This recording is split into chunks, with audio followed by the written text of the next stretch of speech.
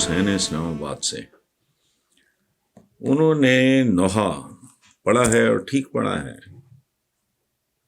بہت تکلیف کی بات ہے کہ مری میں شدید برفباری کے بعد بیچ راستے میں پھنسنے کے نتیجے میں 25 کے قریب پاکستانی کہنا چاہیے بات ہو چکی ہیں، جن میں 2 پورے کے پورے خاندان بھی شامل ہیں. ملک کی معیشت ہو یا قوم اور ملک کا دفاع، ہم ہمیشہ تباہی مچ جانے کے بعد ہی حرکت میں کیوں آتے ہیں وغیرہ وغیرہ. لمبا سوال ہے ان کا، لیکن بیسک بات یہی ہے. تو شبیر صاحب، یہ جو بات آپ نے کی ہے کہ پانی سر سے گزر جانے کے بعد ہم وہ لوگ ہیں، آپ نے بہت خوبصورت بات کی ہے، جو پیاس سے ایڑیاں رگڑنے لگتے ہیں نا، جب پھر کنواں کھودنے کا سوچتے ہیں.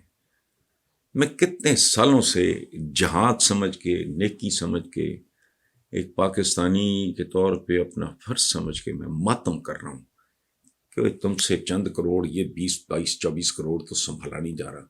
جب یہ 35 40 ہو گئے، بندہ بندے کو کھائے گا.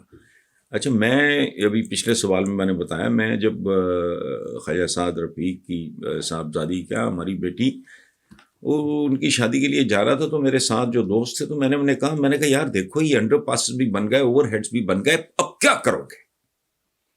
چلو، پاپولیشن کا پریشر اتنا آیا، آپ نے گھسا دیا بیچ میں انڈر پاس، حالانکہ وہ انڈر پاس کو پراپر نہیں ہے، اسپیس ہی نہیں تھی. اچھا، انڈر پاس بنا دیا، آگے وہ برج پہلے سے بنا ہوا تھا. اس کے بعد کیا کرو گے؟ شہر اکھاڑو گے؟ کوئی شرم ہے؟ ہم نہیں کرتے. حالانکہ کوئی چیز ایسی نہیں ہے شبیر صاحب جو اچانک ہو. اچانک تو پھر قیامت ہی آئے. ادروائز پاپولیشن بڑھ رہی ہے نا، اندھے ہیں ہم. جب ایسٹ پاکستان سکوت ڈھاکہ ہوا، وہ بنگلہ دیش بنا، ان کی آبادی ہم سے زیادہ تھی، کہیں زیادہ تھی. آج ہماری آبادی ان سے کہیں زیادہ ہے. جہالت، بلیک میلنگ، مقدس بلیک میلرز بہت ہیں اس ملک میں، انہوں نے ان سے جان چھڑا لی. اچھا، اب یہ کیا کریں گے کل؟ اور یہ کہتے ہیں نا کہ ہر مرض کا کوئی نہ کوئی علاج ہوتا ہے. نہیں ہوتا. بے شمار امراض ہیں جن کا کوئی علاج نہیں ہے. تو آپ 100% درست کر رہے ہیں کہ جب تک تباہی نہیں مچ جاتی، دہشت گردی بھی، فوج کا اپنا پھر انیشیٹو، خود فوج کو آنا پڑا کہ یہ ان جمہوریوں کے بس کی بات نہیں ہے، ہمارے لوگ مر رہے ہیں، معصوم لوگ مر رہے ہیں. تو بات آپ کی ٹھیک ہے، یہ ایٹیچیوڈ ہے، اور زندگی میں رویہ ہی ہوتا ہے، یہ یاد رکھیں آپ. بیسیکلی مجھے کہنا نہیں چاہیے، اور میں کوئی یہ بات کو تنزیہ نہیں کر رہا. تو امریکنز کیا ہیں؟ It's a nation of nations, it's no nation. Locals تو بیچارے ریڈ انڈینز تھے، تو یہ تو کالا پانی تھا ان کا. بیسیکلی بنچ آف کرمنلز، جرائم پیشہ لوگ. لیکن ایک ڈسپلن آیا، اچھی لیڈرشپ ملی، ان کو ٹارگٹس ملے، ان کو فیسیلیٹیٹ کیا گیا، ان کو تعلیم دی گئی، لوگ سپر پاور بن گئے. یہ اب کل کی بات ہے، چینیوں کا مذاق اڑتا تھا، افیمی اور یہ اور وہ، پتہ نہیں کیا. آج کدھر ہے؟ تو ہمارے ہاں آپ جو کہہ رہے ہیں، اس سے کوئی پاگل ہے، کوئی اب نارمل ہوگا. اور عوام کا بھی یہی حال ہے، اشرافیہ کا بھی یہی حال ہے، عوام کا بھی یہی ہے. اب ان کو کسی کو ہوش نہیں کہ ہمارا تعلیمی معیار اس بری طرح گر چکا ہے. اور کچھ نہیں تو ہوش کرو، ٹی وی پہ چلنے والے ٹکرز بتاتے ہیں. نہ ان لوگوں کا تلفظ ٹھیک رہ گیا ہے، نہ ان لوگوں کی املا جیسے کہتے ہیں، یا وہ جو ایسا لفظ لکھتے ہیں، بندہ حیران ہی رہ جاتا ہے کہ یہ کیسا لکھا.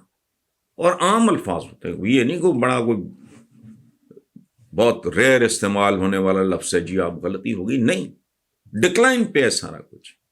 لیکن بدنصیبی ہماری، آپ کی سیاست سوائے بلیک میلنگ کے ہے ہی کچھ نہیں.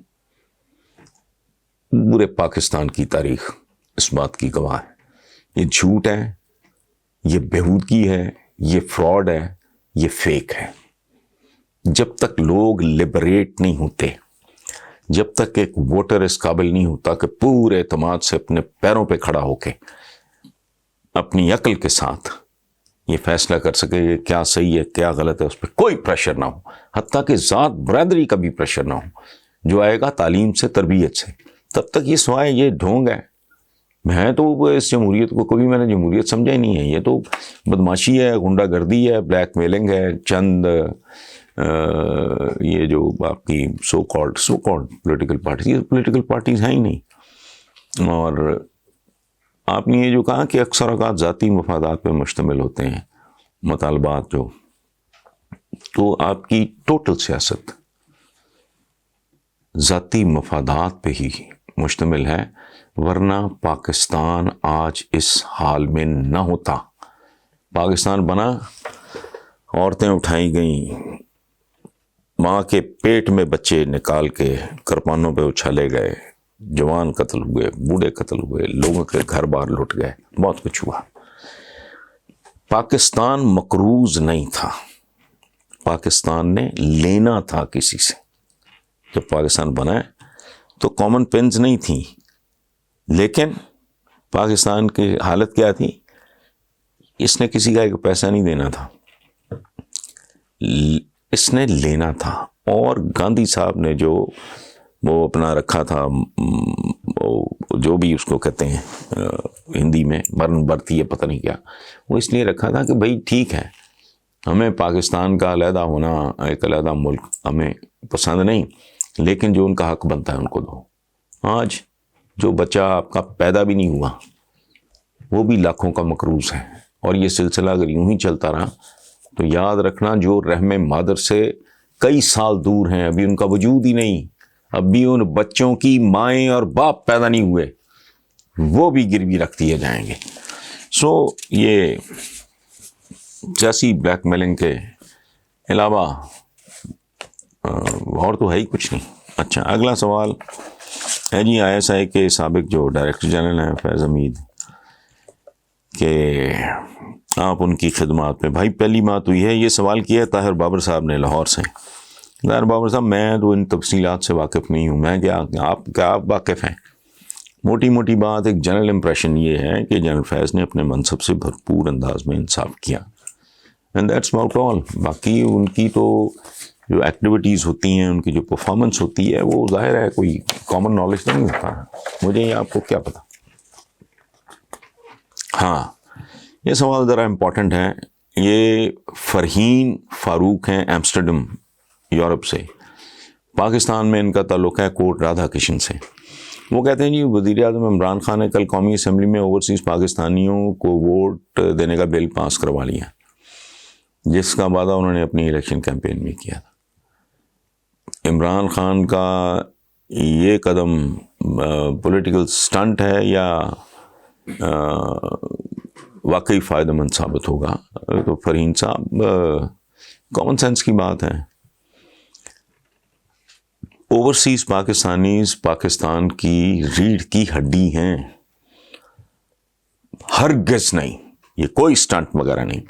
اوورسیز پاکستانیوں کا رول بہت تاریخی قسم کا رول ہے. اپنے مادر وطن کو چھوڑ کے، اپنی مٹی کو چھوڑ کے جانا، رزق کی ذمہ داری تو اس ریاست کی ہے، روٹی کپڑا مکان اس ریاست کی ذمہ داری ہے، جس کے حصول کے لیے لوگ اپنے گھر بار، ماں باپ، آگا پیچھا چھوڑ کے وہاں چلے جاتے ہیں. تو یہ اوورسیز پاکستانیوں کا بنیادی حق ہے جو ان کو ملا ہے، جس میں میں تمام اوورسیز پاکستانیوں کو مبارکباد پیش کرتا ہوں. اور ڈیفینیٹلی یہ تحریک انصاف کی ایک بہت بڑی جیت بھی ہے، چونکہ یہ جو باقی ہیں نا، یہ تاجر، یہ دکاندار، یہ نہیں مدتوں سے یہ طے کر کے بیٹھے تھے کہ انہوں نے نہیں دینا. اور اس کی وجہ کیا ہے؟ یہ سب جانتے تھے کہ اوورسیز پاکستانی، چونکہ بیرون ملک جا کے لوگ لبریٹ ہو جاتے ہیں، وہ معاشی طور پہ انڈیپینڈنٹ، انہیں یہاں کسی SHO کی، کسی پٹواری کی ضرورت نہیں رہتی. اور وہ ویسٹ دیکھتے ہیں، جب وہ انسانوں کو دیکھتے ہیں تو ان کو چیزوں کی سمجھ آ جاتی. اسی لیے PTI کی بہت پذیرائی ہوئی اوورسیز پاکستانی. میں خود بھی اس زمانے میں تو بہت زیادہ ٹریول کرتا تھا، میں نے خود دیکھا ہوا ہے، تو وہ ٹھیک تھا. اور ان کی جو کنٹریبیوشن ہے، اس لیے پلیز ایک لمحے کے لیے بھی اس کو پولیٹیکل سٹنٹ کہنا زیادتی ہے.